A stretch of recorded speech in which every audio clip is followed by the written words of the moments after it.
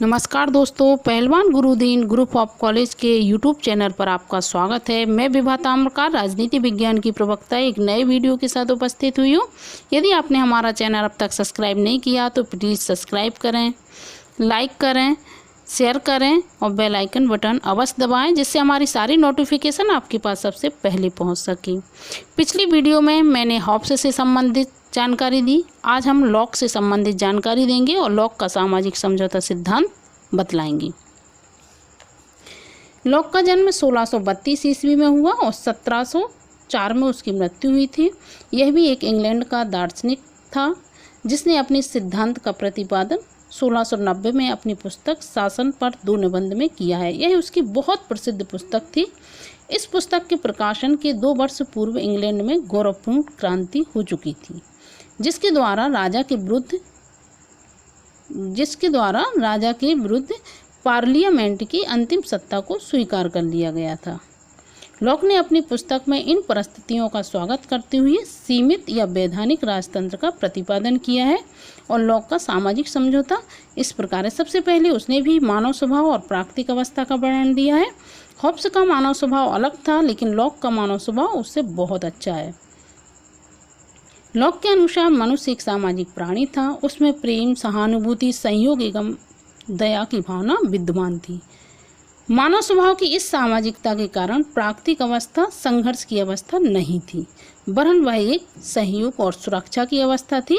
Lock के अनुसार प्राकृतिक अवस्था नियम विहीन नहीं थी, वरन उसके अंतर्गत यह नियम प्रचलित था। उसका एक बहुत प्रसिद्ध कोटेशन है, तुम दूसरों के साथ वैसा ही व्यवहार करो जैसा व्यवहार तुम दूसरों से अपने प्रति चाहते हो। उसका एक बहुत प्रसिद्ध कोटेशन था। प्राकृतिक अवस्था में मनुष्य को प्राकृतिक अधिकार प्राप्त थे और प्रत्येक व्यक्ति अन्य व्यक्तियों के अधिकारों का आदर करता था। उसमें मुख्य अधिकार थे जीवन, स्वतंत्रता और संपत्ति के। मानव स्वभाव बहुत अच्छा था और प्राकृतिक अवस्था भी उधर की बहुत अच्छी थी। अब समझौते के कारण क्या है? समझौते का कारण क्या हुआ कि आदर्श प्राकृतिक अवस्था के कालांतर में व्यक्तियों को कुछ ऐसी असुविधा अनुभव हुई कि इन असुविधाओं को दूर करने के लिए व्यक्ति को प्राकृतिक अवस्था का त्याग करना उचित लगा।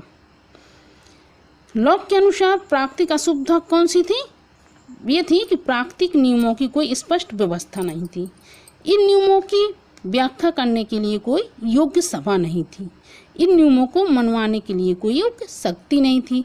3 चीज़ें ऐसी थी, एक प्राकृतिक नियम एक कोई स्पष्ट व्यवस्था नहीं थी, ना योग्य सभा थी, ना कोई शक्ति मनवाने के लिए कोई एक शक्ति थी।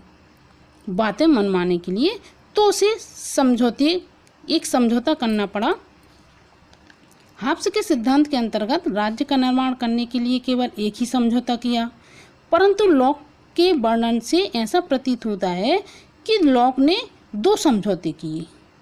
पहले समझौते द्वारा प्राकृतिक अवस्था का अंत करके समाज की स्थापना की। उसने प्राकृतिक अवस्था का अंत करके उसने समाज की स्थापना की। इसी समझौते का उद्देश्य व्यक्ति के जीवन, स्वतंत्रता और संपत्ति की रक्षा थी। दूसरा समझौता संपन्न हुआ जिसमें शासित वर्ग के द्वारा शासन को कानून बनाने, उसकी व्याख्या करने और उन्हें लागू करने का अधिकार दिया गया। 2 समझौता किए उसने, एक समाज की स्थापना की और शासक को कानून बनाने, उसकी व्याख्या करने और उन्हें लागू करने का भी अधिकार दिया।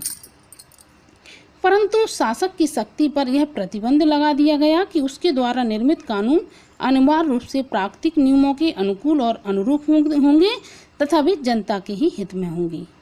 समझौता जनता के हित में ही हुआ और एक नवीन राज्य की स्थापना हो गई। इस प्रकार लॉक के द्वारा एक ऐसी नवीन शासन व्यवस्था का समर्थन किया गया जिसमें वास्तविक और अंतिम शक्ति जनता में ही निहित होती है और सरकार का अस्तित्व तथा रूप जनता की इच्छा पर ही निर्भर रहता था। तो ये हुआ लॉक से संबंधित जानकारी।